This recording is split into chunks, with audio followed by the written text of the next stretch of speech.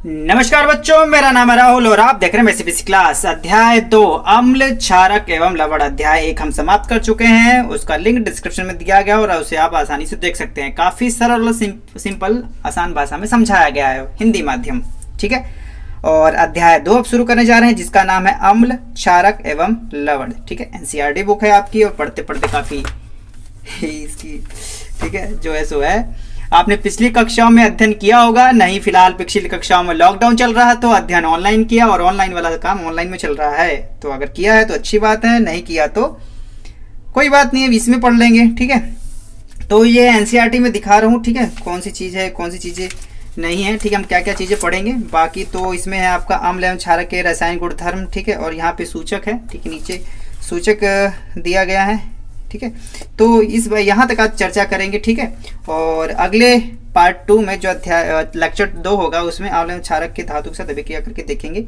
ठीक है, तो अभी हम बस एक ही पन्ना स्टार्ट करेंगे और एक पन्ना ही समाप्त करेंगे और इस अध्याय के अंदर क्या क्या पढ़ेंगे वो नीचे मैं यहाँ पे आपको आसानी से बता रहा हूँ। अध्याय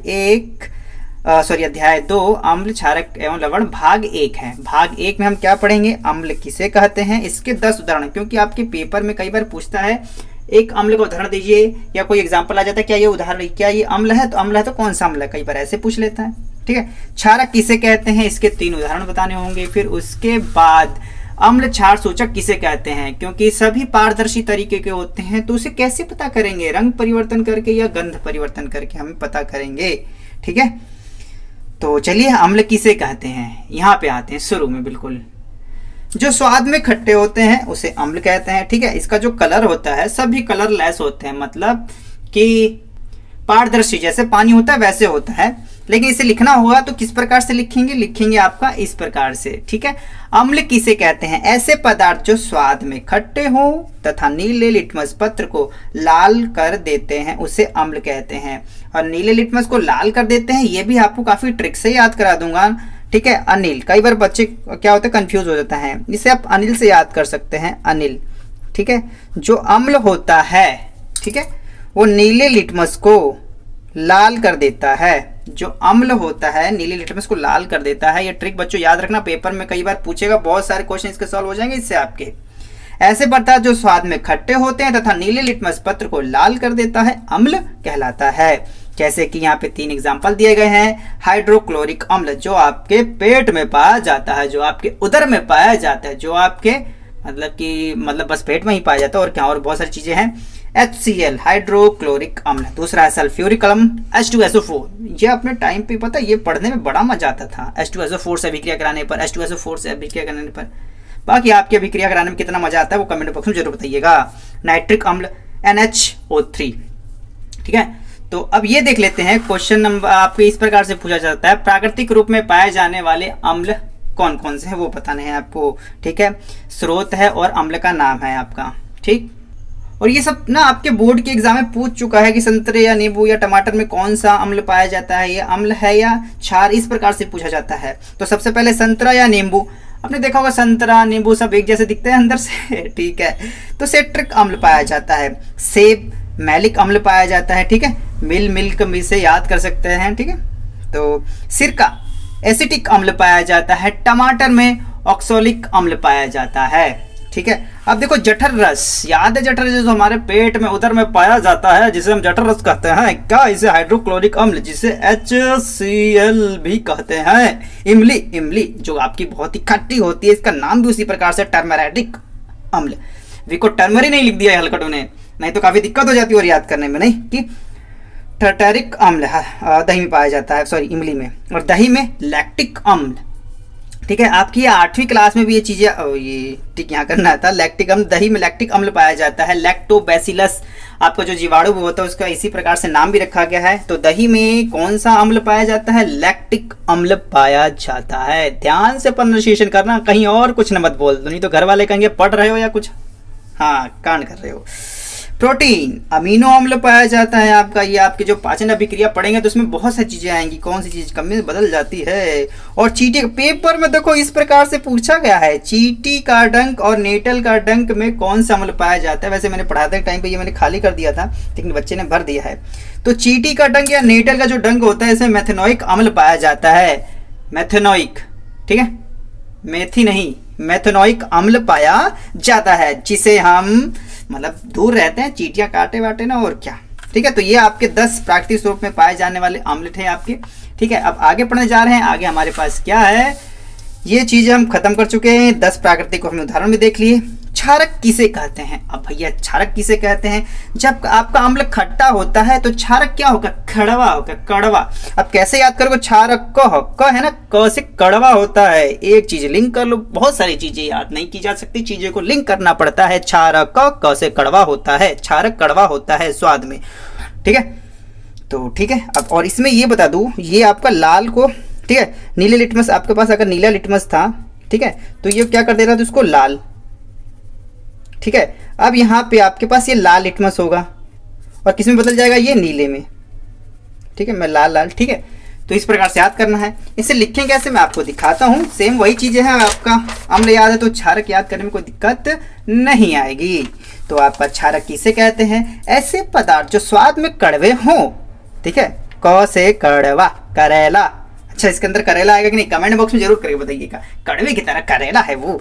ऐसे पदार्थ जो स्वाद में कड़वे हों तथा लाल लिटमस पेपर को नीला कर देते हैं। लाल को नीला कर देते हैं। लाल को पॉइंट देख लो, लाल लाल थी लेकिन इन्होंने कैसे कर दिया? नीला। लाल को नीला मार मार के काला पीला बना दिया। लाल लिटमस पेपर को नीला कर देते हैं, उसे क्षारक कहते हैं। जैसे sodium hydroxide, potassium hydroxide, magnesium hydroxide, NaOH, KOH, MgOH का होल ट्वाइस। ठीक है, इस प्रकार से और पेपर में पूछा जाएगा तो आपको याद रखना होगा। एक क्षारक का नंबर एक तो नहीं पूछा, कम से कम 2 पूछेगा। 2 क्षारक को उदाहरण दे। 1 नंबर पूछा, आधे नंबर का होता है, तो sodium hydroxide, potassium hydroxide, magnesium hydroxide. आपने मैग्नीशियम तो याद पड़ना, पहली अभिक्रिया आपने मैग्नीशियम ऑक्सीजन के साथ अभिक्रिया करते मैग्नीशियम ऑक्साइड बना था, तो मैग्नीशियम हाइड्रोक्साइड याद कर लो। मैग्नीशियम ऑक्साइड के बाद मैग्नीशियम हाइड्रोक्साइड, लिंक चीजें करनी पड़ती है और तभी ये सारी चीजें आपको याद हो जाएगी अच्छे से। Question number 4। अभी 4 कहाँ चला गया? 4 तो उम्मीद है आपको चीजें समझ में आ रही होंगी, इतना बुरा भी नहीं लग रहा होगा। तो ठीक है, यहाँ पे ये हो गया, इसके 3 उदाहरण देख लिए। ठीक है, अब ये आएगा, अम्ल क्षार सूचक किसे कहते हैं?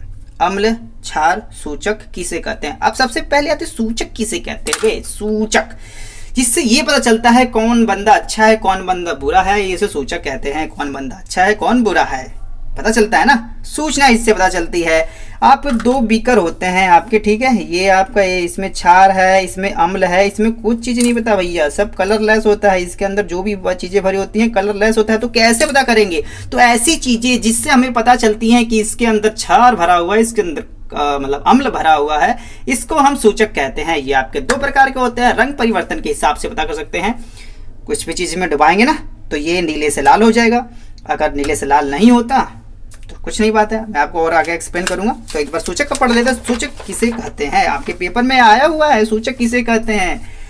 ऐसे पदार्थ जो किसी विलयन में अम्ल या क्षार के साथ मिलकर अपना रंग या गंध परिवर्तन कर लेते हैं, अम्ल क्षार सूचक कहलाते हैं। उसे अम्ल क्षार सूचक कहते हैं, जो हमें सूचना देते हैं कि भैया तुम अम्ल हो, भैया तुम क्षारक हो। सूचक के प्रकार 2 प्रकार के होते हैं।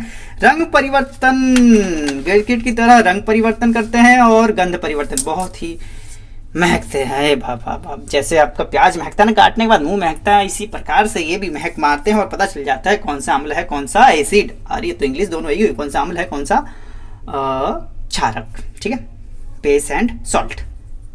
आगे चलते हैं। हाँ, तो रंग परिवर्तन गंध परिवर्तन। रंग परिवर्तन, रंग में परिवर्तन वाले सूचक बताएं। रंग में परिवर्तन वाले सूचक बताने हैं आपको।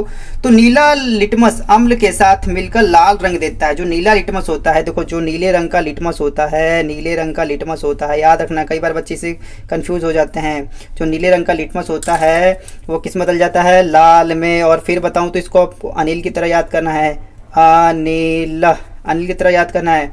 जो आपका अम्ल होता है नीले लिटमस को लाल करता है।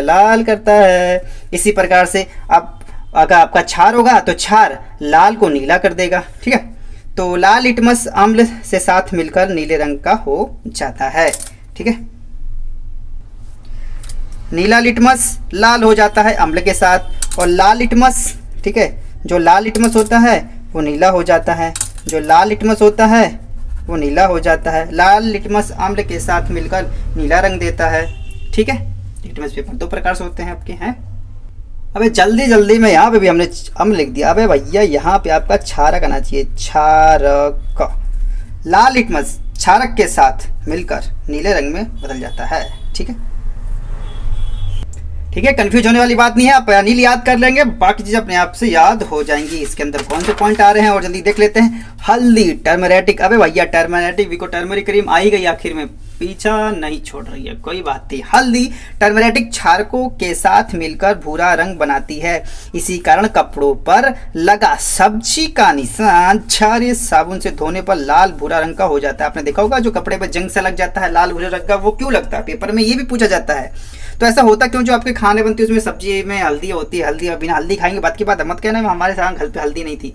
तो दूसरी बात है, अगर आपके खाने में हल्दी होता है, हल्दी क्षारकों के साथ मिलकर, और क्षारक जो आपका साबुन होता है वो क्षारक होता है एक प्रकार का, समझ रहे हो ये बात को, दो पॉइंट बात याद रखना। तो क्षारकों के साथ मिलकर भूरा रंग बनाती है, इसी कारण कपड़े पर लगा सब्जी का निशान क्षारीय साबुन के साथ, क्षारीय साबुन देख रहे हो, क्षारीय साबुन के साथ धोने पर लाल भूरा हो जाता है। भूरा नहीं, भूरा, ब्राउन, रेड एंड ब्राउन, जंग जैसे जंग कलर होता है। नेफ्थोलीन शुरू में रंगहीन होता है, लेकिन क्षारकों के साथ रहकर गुलाबी रंग में बदल जाता है। जो कपड़ों में नेफ्थोलीन की गोलियां डाल देते हैं ना, उसी की बात कर रहे हैं।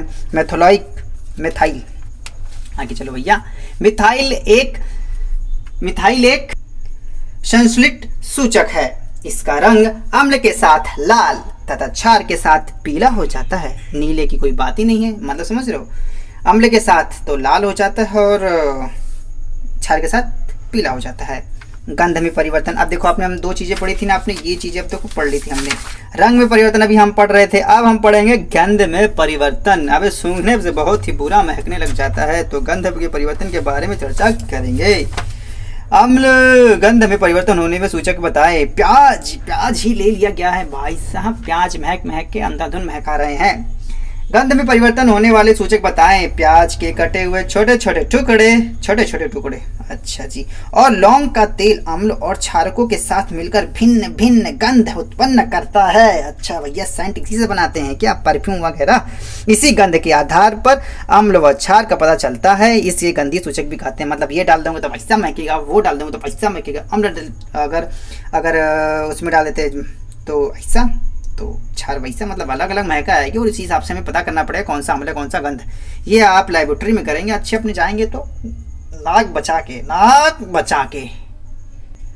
तो यहाँ पे भाग 1 समाप्त होता है। भाग 2 की जल्दी तैयारी करेंगे, उसके अंदर लेके आएंगे। अगर वैसे दिखा दें, हम लोग रासायनिक गुणधर्म बताएंगे, हम लोग को फिर आपको था ना जो एनसीईआरटी बुक में था ना, हम लोग रासायनिक गुणधर्म के बारे में चर्चा करेंगे। भाग 2 में, भागे 2 भैया, भागे 2, अब खोल जाओ भाग 2 में। ठीक है, अम्ल एवं क्षारक धातु के साथ अभिक्रिया करते हैं। पहले मैं अम्ल के अभिक्रिया दिखा दूंगा, फिर क्षार की अभिक्रिया दिखा दूंगा, फिर आपके आगे पढ़ेंगे। ठीक है, उम्मीद है चीजें आपको अच्छे समझा रहा हूँ। मैं इस क्लास की वीडियो देख ले, धन्यवाद। अगर आपको थोड़ा सा बेनिफिट होता तो लाइक के बटन दबा दिया करो, जिससे कम से कम हमें तो थोड़ा सा सुकून मिल सके।